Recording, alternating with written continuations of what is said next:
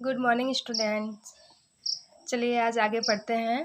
पिछली क्लास में हम लोग क्या पढ़ लिए थे, वायु प्रदूषण के कारण पढ़ लिए थे। ठीक है, आज हम लोग देखेंगे वायु प्रदूषण के बचाव के उपाय। ठीक है, कि किस प्रकार वायु प्रदूषण होने से हम कैसे बचा सकते हैं। ठीक है, वायु प्रदूषण को कम करने के लिए हमें प्रदूषण नियंत्रण के तरीके इस्तेमाल करने होंगे।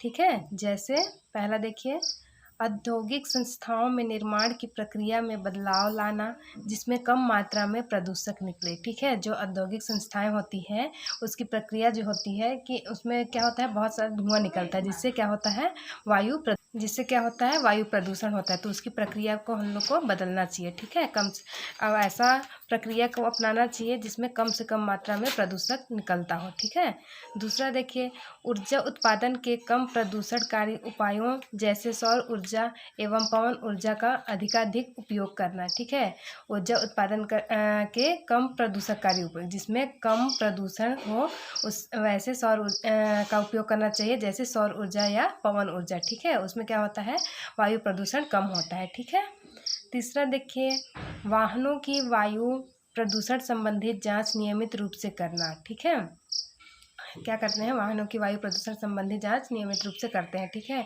चौथा, सूखे पत्तों, पेड़ों की टहनियाँ, कागज एवं कचरे को खुले में ना जलाना तथा इनके सुरक्षित निपटान का तरीका अपनाना। ठीक है, जो कचरा होता है उसको क्या करना चाहिए, खुले में नहीं जलाना चाहिए। ठीक है, तो क्या करना चाहिए, इसको गड्ढे खोद के डाल देना चाहिए या तो फिर कूड़ादान में डालना चाहिए। ठीक है, ये तरीका हम लोग को अपनाना चाहिए। ठीक, पांचवा देखिए, अधिक वृक्ष उगाना, ये प्रकृति के फेफड़े हैं। ठीक है, वृक्ष क्या है, प्रकृति के फेफड़े हैं। ठीक है, अपने आसपास के वृक्षों की देखरेख करना। ठीक, सॉरी 6 देखिए, फैक्ट्री की चिमनी की ऊंचाई बढ़ाना, जिसमें कि प्रदूषित वायु निचली इलाकों में सीमित ना रहे। ठीक है, जो फैक्ट्री की चिमनियाँ होती है उसको क्या करना चाहिए, बहुत ऊंचा रखना चाहिए। ठीक है, ताकि जो उसमें से प्रदूषित वायु निकले वो क्या हो, हमारे तक सीमित, जो निचला हिस्सा निचले इलाके तक ना पहुँचे। ठीक है, ऊपर ऊपर ही उड़ जाए। ठीक, आगे देखिए, वायु प्रदूषण को कम करने वाली आदतों को अपनाना। ठीक है, वायु प्रदूषण को जो कम करता है ऐसी आदतों को हमको अपनाना चाहिए। ठीक है, धूम्रपान रोकने की प्रवृत्ति को बढ़ावा देना। ठीक है, धूम्रपान रोकने की प्रवृत्ति को हम लोग को बढ़ावा देना चाहिए। ठीक है, इत्र, दुर्गंधनाशक स्प्रे, प्रसाधन सामग्री तथा इसी प्रकार अन्य स्प्रे आदि का उपयोग कम से कम करना। ठीक है, आगे देखिए, पेट्रोल डीजल का उपयोग आवश्यकता अनुसार ही करना। ठीक है, पेट्रोल डीजल से भी क्या होता है, हानिकारक धुआं निकलता है। ठीक है, तो उसका उपयोग हमें कम से कम करना चाहिए। ठीक है, आगे देखते हैं, धूम कोहरा। धूम कोहरा क्या होता है ये पढ़ेंगे हम लोग। ठीक है, हम जानते हैं कि ज्वालामुखी के फटने से बनी गैसें, वनों की आग से उठा धुआं आदि वायु प्रदूषण के प्राकृतिक स्रोत हैं। ठीक है, वायु प्रदूषण के क्या है, ये प्राकृतिक स्रोत हैं। जैसे कि ज्वालामुखी जब फटता है तो क्या होती है, हानिकारक गैसें निकलती है। ठीक है, जो वायु को प्रदूषित करती है। ठीक है, वनों में जब आग लग जाती है तो भी धुआं निकलता है जो वायु को प्रदूषित कर जाता है। ठीक है, तो ये क्या है, ये सब प्राकृतिक स्रोत हैं किसके, वायु प्रदूषण के। ठीक है, वही फैक्ट्री, विद्युत संयंत्र, स्वचालित वाहन, निर्वातक, लकड़ी के जलने से निकला धुआं मानवीय क्रियाकलाप के द्वारा उत्पन्न प्रदूषण के स्रोत हैं। ठीक है, क्या क्या, फैक्ट्री, विद्युत संयंत्र, स्वचालित वाहन, ये सब क्या है, मानवीय क्रियाकलाप के द्वारा उत्पन्न स्रोत है। ठीक है, ये सब मनुष्य द्वारा उत्पन्न करते हैं, क्या, वायु प्रदूषण करते हैं। ठीक है, आगे देखिए, तेजी से बढ़ती वाहनों की संख्या से वायुमंडल में carbon monoxide, carbon dioxide, nitrogen oxide तथा धुएं की मात्रा वायुमंडल में बढ़ रही है। ठीक है, आजकल देखिएगा हर जगह गाड़ी का बहुत ज़्यादा उपयोग हो रहा है। ठीक है, क्या होता है कि बहुत ज़्यादा मात्रा में आजकल क्या है, गाड़ी चलने लग गई है, जिससे गाड़ी से निकलने वाली धुआं में क्या रहता है, कार्बन मोनोऑक्साइड रहता है, कार्बन डाइऑक्साइड रहता है, नाइट्रोजन ऑक्साइड रहता है। धुएं की मात्रा क्या करती है, ये वायुमंडल को और प्रदूषित कर देती है और बढ़ा देती है। ठीक है, सर्दियों के दिनों में धुएं में उपस्थित नाइट्रोजन के ऑक्साइड अन्य वायु प्रदूषक कोहरे से संयोग कर मोटी परत बनाते हैं। ठीक है, सर्दी के दिनों में क्या होते हैं कि धुएं में जो उपस्थित होता है नाइट्रोजन के ऑक्साइड, ठीक है, और अन्य वायु प्रदूषक कोहरे से सहयोग कर क्या करते हैं, मोटी परत बना लेते हैं प्रदूषण की, ठीक है, जिसे धूम कोहरा कहते हैं। किसे? नाइट्रोजन के ऑक्साइड तथा अन्य प्रदूषक कोहरे क्या करते हैं, सहयोग करके, मिल करके क्या करते हैं, एक मोटी परत बना लेते हैं, क्या प्रदूषण की परत बना लेते हैं, जिसे क्या कहते हैं, धूम कोहरा। याद रखिएगा, धूम कोहरा किसे कहते हैं, अंडरलाइन कर लीजिएगा यहाँ पे, ठीक है। आगे देखिए, इसके कारण सांस से संबंधित रोग जैसे दमा, खांसी आदि हो जाते हैं, ठीक है। जब वायु प्रदूषण होता है, ठीक है, तो इसके कारण क्या होता है, सांस से संबंधित रोग जैसे क्या होता है, दमा, ठीक है, खांसी, ये सब हो जाता है वायु प्रदूषण के कारण, ठीक है। आगे देखिए, पत्र पत्रिकाओं से धूम कोहरे के होने के कारण तथा बचाव से संबंधित समाचारों का संकलन कर कक्षा में साथियों के साथ चर्चा कीजिए, ठीक है। धूम कोहरे के कारण क्या है, जो भी होता है वायु प्रदूषण के कारण जो हानि होती है, और बचाव से संबंधित समाचारों का संकलन कर क्या करना है, आपको अपने दोस्तों से विचार विमर्श कर लिखना है, ठीक है। सोचना है कि क्या क्या हो सकता है, क्या क्या होता है, ठीक। आगे देखिए 3.6 पौधा घर प्रभाव या ग्रीन हाउस प्रभाव, ठीक है। पौधा घर प्रभाव क्या कहते हैं, ग्रीन हाउस प्रभाव, ठीक है। देखते हैं ग्रीन हाउस प्रभाव क्या होता है, ठीक है। सामान्यतः पृथ्वी अपने ऊपर पड़ने वाले सूर्य की विकिरणों को अवशोषित कर ऊष्मा प्राप्त करती है। क्या करती है कि पृथ्वी पर पड़ने वाली जो सूर्य की विकिरणें को क्या करती है, वो अवशोषित कर क्या करती है, ऊष्मा प्राप्त करती है, ठीक है। इसमें से प्रकाश की अधिकांश मात्रा को पृथ्वी परावर्तित कर देती है, ठीक है। इसमें से क्या है, अधिकांश प्रकाश को, जितनी प्रकाश पड़ती है उसकी अधिकांश प्रकाश को क्या करती है, पृथ्वी वापस परावर्तित कर देती है, ठीक है। इस परावर्तित प्रकाश में अवरक्त किरणें भी शामिल होती है, ठीक है। वायुमंडल की कुछ गैसें इन अवरक्त किरणों को सोख कर रोक लेती है, ठीक है। जो ये हानिकारक किरणें रहती है उसको क्या करती है, सोख कर वो रोक लेती है, ठीक है। पृथ्वी से बाहर नहीं जाने देती है, और क्या करती है, पृथ्वी से बाहर नहीं जाने देती है, ठीक। इससे पृथ्वी की सतह गर्म हो जाती है। जब पृथ्वी पर पड़ेगी प्रकाश और वो पृथ्वी से कहीं बाहर जाने नहीं देगी तो पृथ्वी गर्म हो जाएगा, ठीक है। Carbon dioxide, methane, chlorofluorocarbon, ozone ऐसी ही कुछ गैसें हैं जो अवरक्त किरणों को अवशोषित करती है, ठीक है। ये जो गैसें हैं ये क्या करती है, अवरक्त जो किरणें रहती है उसको क्या करती है, सोख लेती है, अवशोषित कर लेती है, ठीक है। इन्हें क्या कहते हैं, ग्रीन हाउस गैसें कहते हैं, ठीक। जो क्या है, जो अवरक्त किरणें होती है उनको क्या करती है, सोख लेती है, अवशोषित कर लेती है, उसको ग्रीन हाउस गैसें कहते हैं, ठीक है। ग्रीन हाउस गैसों के द्वारा अवरक्त किरणों को रोका जाना ही ग्रीन हाउस प्रभाव कहलाता है, ठीक है। जो ग्रीन हाउस गैसें होती है उनके द्वारा क्या करते हैं, जो हानिकारक किरणें रहती है उसको रोकना ही क्या कहलाता है, ग्रीन हाउस प्रभाव कहलाता है, ठीक है। अंडरलाइन कर लीजिएगा आप लोग, ये याद रखिएगा कि ग्रीन हाउस गैस किसे कहते हैं, कौन कौन सी है, और ग्रीन हाउस प्रभाव क्या कहलाता है, क्या होता है, ठीक है। तो जो क्या होता है कि ग्रीन हाउस गैसें जो अवरक्त किरणों को क्या करता है, रोकता है, उसे क्या कहते हैं, ग्रीन हाउस प्रभाव कहते हैं, ठीक है। चित्र 3.4 में देखिए कैसे हो रहा है ये, जैसा हम लोगों ने पढ़ा है वैसी ये क्रिया दिखाया गया है यहाँ पे, ठीक है। यदि यह घटना नहीं होती तो पृथ्वी आज की तुलना में अधिक ठंडी होती और संभवतः यहाँ जीवन भी नहीं होता, ठीक है। अगर ये ग्रीन हाउस प्रभाव नहीं होता तो क्या होता, हमारी पृथ्वी बहुत ज़्यादा ठंडी हो जाती और बहुत ज़्यादा ठंडी में जीवन नहीं हो पाता, ठीक है। समझ में आ गया ग्रीन हाउस प्रभाव क्या होता है, ग्रीन हाउस गैसें क्या होती है, ठीक। आगे देखिए, अब आप बताइए यदि वायु प्रदूषण के कारण ग्रीन हाउस गैसें की मात्रा बढ़ जाए तो पृथ्वी के तापमान पर क्या प्रभाव पड़ेगा, ठीक है। ग्रीन हाउस प्रभाव के वायु प्रदूषण के कारण क्या होता है, ग्रीन हाउस गैसें की मात्रा बढ़ जाती है, ठीक है, तो तापमान पे प्रभाव पड़ता है, ठीक। आगे देखिए, यहाँ पे देखिए ग्रीन हाउस प्रभाव क्या होता है या ग्रीन हाउस क्या है, दिया गया है, ठीक है। ठंडे प्रदेशों में पौधों को जीवित रखने के लिए कांच के घर या कमरे में रखा जाता है, ठीक है। जो ठंडा देश होता है, ठंडा प्रदेश होता है, वहाँ पे क्या करते हैं, पौधे को जीवित रखने के लिए क्या करते हैं, क्या होता है कि कांच के घर में रखा जाता है, ठीक है, किसको, पौधे को, ठीक है। कांच की दीवारों में से सूर्य का प्रकाश पौधे तक पहुंचता है। इसके बाद क्या करते हैं, कांच की दीवारों से सूर्य का जो प्रकाश होता है वो पौधे तक पहुंच जाता है, ठीक है। किंतु कांच की दीवारें पृथ्वी द्वारा परावर्तित अवरक्त किरणों को बाहर जाने नहीं देती है, ठीक है। जो कांच की दीवार होती है वो क्या करती है, परावर्तित अवरक्त किरणों को बाहर जाने नहीं देती है, ठीक है, जिससे अंदर का वातावरण क्या रहता है, गर्म रहता है, ठीक। और पौधे को जीवित रहने के लिए आवश्यक ऊष्मा प्राप्त हो जाती है, ठीक है। पौधे के लिए बनाए गए के कांच के ये कमरे या घर ये पौधा घर या ग्रीन हाउस कहलाते हैं। ठीक है, पौधे के लिए जो ये कांच के घर बनाए जाते हैं यही क्या कहलाते हैं, पौधा घर या ग्रीन हाउस कहलाता है। ठीक है, जिसमें पौधे को उगाया जाता है। ठीक है, कांच के घर में। ठीक, आगे देखिए अम्ल वर्षा। अम्ल वर्षा क्या होते हैं ये देखते हैं आगे।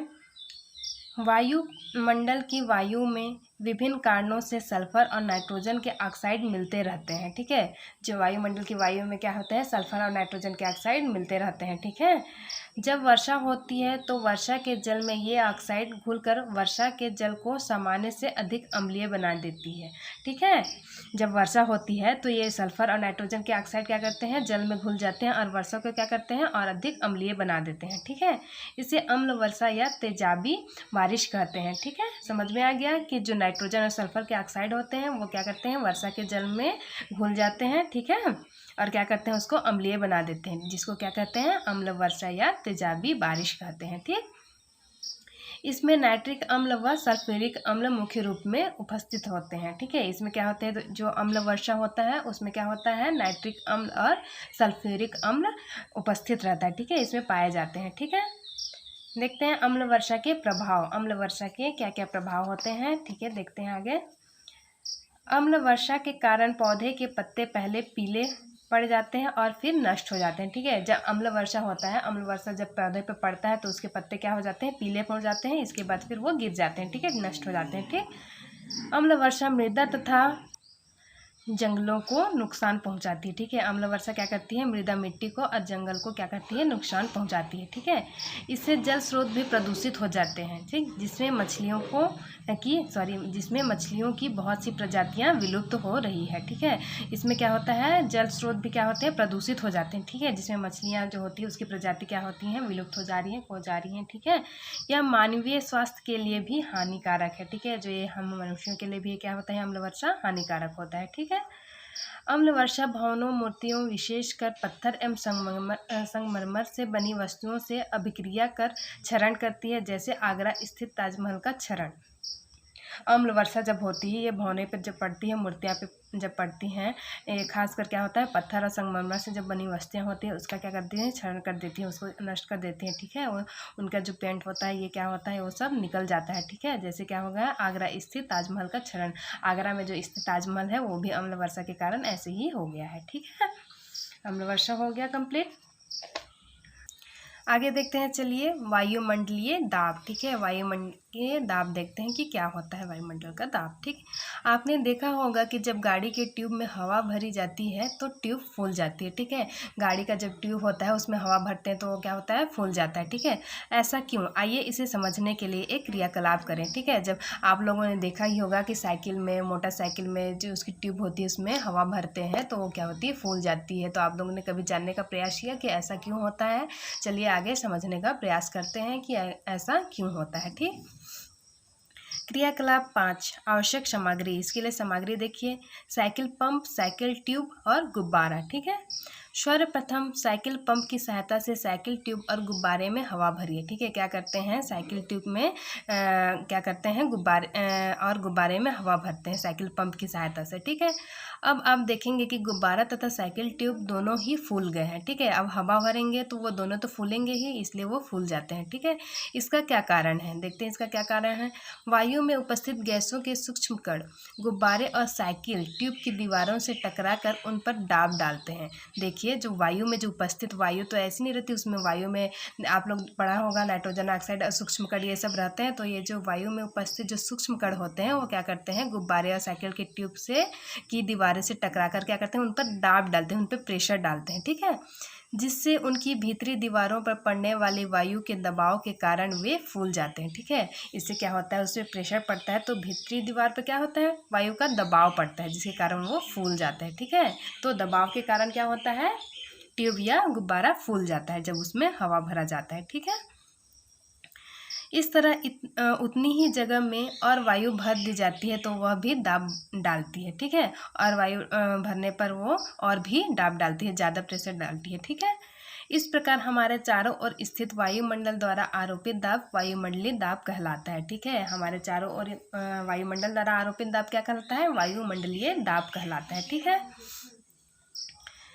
पृथ्वी की सतह से ऊपर जाने पर वायु का घनत्व बदलने के कारण दाब भी बदल जाता है। ठीक है, जो पृथ्वी की सतह होता है तो जैसे जैसे ऊपर जाते हैं वैसे वैसे दाब बदलते जाते हैं। क्या होता है, घनत्व बदलने पर क्या होता है, दाब भी बदलते जाता है। ठीक है, ऊपर जाने पर वायु का घनत्व घटता है जिससे वायुमंडलीय दाब भी कमी हो जाती है। ठीक है, जैसे जैसे ऊपर जाते हैं वैसे घनत्व वायु का घनत्व क्या होता है, घटता जाता है और वायुमंडलीय जो दाब होता है वो भी कम हो जाता है। ठीक है, आगे देखते हैं 3.8.1 वायुमंडलीय दाब के कुछ प्रभाव। ठीक है, इसके कुछ प्रभाव हैं वो देख लेते हैं। हमारे शरीर पर वायुमंडल अत्यधिक दाब डालता है। ठीक है, वायुमंडल क्या है, हमारे शरीर पर ज़्यादा दाब डालता है। ठीक है, क्या आपने कभी सोचा कि अब यह दाब बहुत अधिक होता है तब हम पिचक क्यों नहीं जाते हैं? आपने कभी सोचा है कि जब ऐसा होता है, जब गुब्बारे में हम लोग हवा डालते हैं तो फूल जाता है और नहीं डालते तो पचक जाता है, तो क्या होता है, जो हमारे शरीर है उस पर तो बहुत ज़्यादा वायुमंडल का अधिक दाब डालता है, तो हम पचक क्यों नहीं जाते हैं? ठीक है, जानने का प्रयास करते हैं। चलिए, हमारा और अन्य जीवधारी का शरीर कोशिकाओं का बना होता है। ठीक है, हमारा शरीर किससे बना है, कोशिकाओं से बना है। ठीक है, जिनमें ऐसे तरल पदार्थ होते हैं जो अंदर से दाब आरोपित करते हैं। ठीक है, जो हमारे शरीर क्या है, कोशिकाओं से जो बना है वो क्या करते हैं, अंदर से दाब आरोपित करते हैं। ठीक है, कोशिका के अंदर से आरोपित यह दाब वायुमंडलीय दाब के बराबर होता है। ठीक, जो कोशिका के अंदर जो ये दाब रहता है वो क्या करता है, जो वायुमंडलीय दाब के क्या होता है, इक्वल रहता है। ठीक, अब आप समझ गए होंगे कि हम क्यों नहीं पिचक जाते। ठीक है, अब देखिए क्या होता है, जो बलून होता है, ट्यूब होता है, तो उसका क्या होता है, उसका घनत्व तो बदलते रहता है। ठीक है, तो जैसे ऊपर जाता है वो क्या करता है, घनत्व तो घटता है और वायुमंडलीय दाब भी कम हो जाता है। ठीक है,